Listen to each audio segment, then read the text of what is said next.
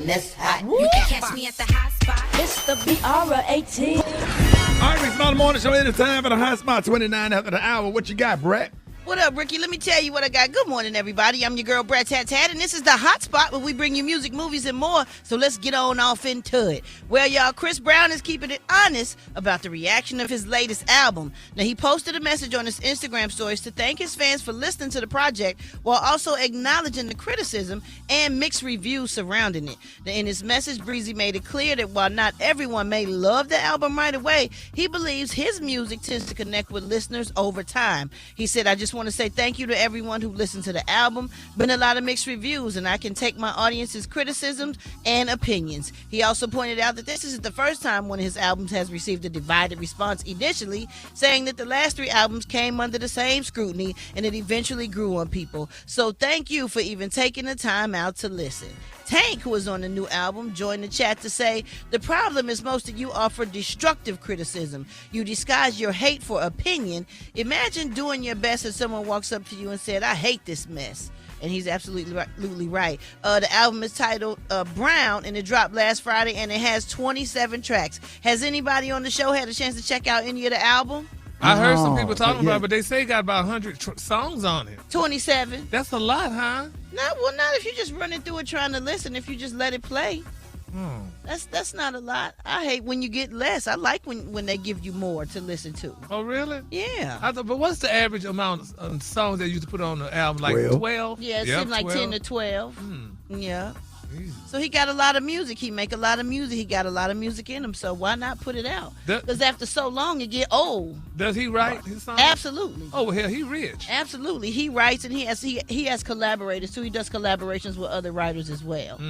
But he definitely writes too. So I think Chris Brown is super duper talented, and I think people need to listen to the album, give it a chance, because out of 27 songs, it's gonna be at least 5 of them that everybody like. Okay, Chris Brown always come with some hits no matter what he do, no matter if you like him or not. Once they play him on the radio, you fall in love with it, and it becomes, you start singing it. With you being a music head, Brett, can you actually sit there and listen to all those songs? Absolutely. It might not be all at one time, but if you're cooking, if you're cleaning up, if you're riding in your car on a trip, you just let it play. And if it's one you don't like, in the kitchen, I can really go through an album while I'm driving. Yeah. Really? Yeah. When you driving home, Gary, you can just put it on and run through it. Yeah. And if it's all something them you don't damn like, Diana Ross songs and cry. You damn right, man. I don't know what Brett said that fucker. You know, baby, if he ain't got no crying songs on there, honey, I can't listen. I'm sure he does. You know, he got a lot of variety on all of his albums. So I think he would definitely have some crying songs about a lot of the things he went through. And he's got some good collaborations with writers, I'm sure. So I think you'll like something on there, Gary. I think we all will find something that we like, love, or can relate to.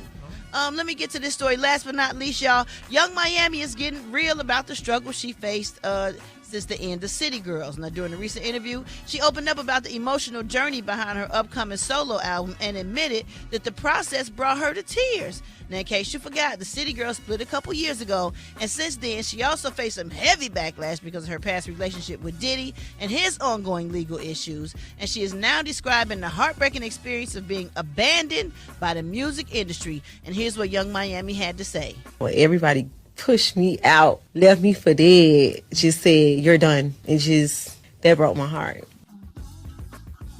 She said they left her for dead and pushed her out and said, she was done. So I'm glad she came back with more music, because you ain't got to never be done. You know what I'm saying? If you got talent and you got music and you got fans that love you, you are never done, because they're going to always want to hear from you, know how you are. And you're going to always have haters no matter what you do. But if you don't have no haters, that means you ain't doing nothing right. You know what I'm saying? You ain't doing something right if you don't got no haters, because you can't make everybody happy, so you shouldn't even try. Just make yourself happy, do what you do, love on you, and love on the people who love you back. But it takes years to get like that. It takes years to build that damn That's armor. true. Yeah. Thank God. Yeah, Man, you damn right. You damn right, because it took me years to build my coat of armor, because now I don't care. It's still a struggle, because at the end of the day, you still a human being. You're still a human being, and you want people to love you, but you realize after you've been in this game for so long, everybody is not going to love you. Absolutely. And you have to learn how to accept that.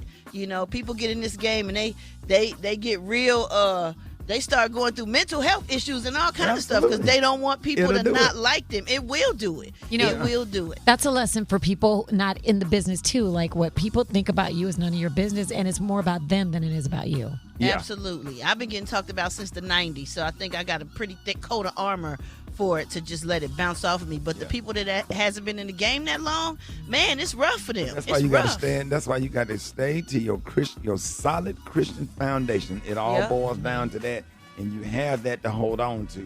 Yeah. You know what I'm saying? And so go to the rock. Go to right. the Where rock. we was raised. right. Yep. Yep. Amen to that. All right, y'all. If you missed any part of the show that make you smile and happy, check out the Rickey Smiley Morning Show podcast, available wherever you get your podcast. And you can hit me up on my social media at So-So-Brat. Coming up next, y'all, we got Dwight Stone with that praise mixed down. That's next on the Rickey Smiley Morning Show.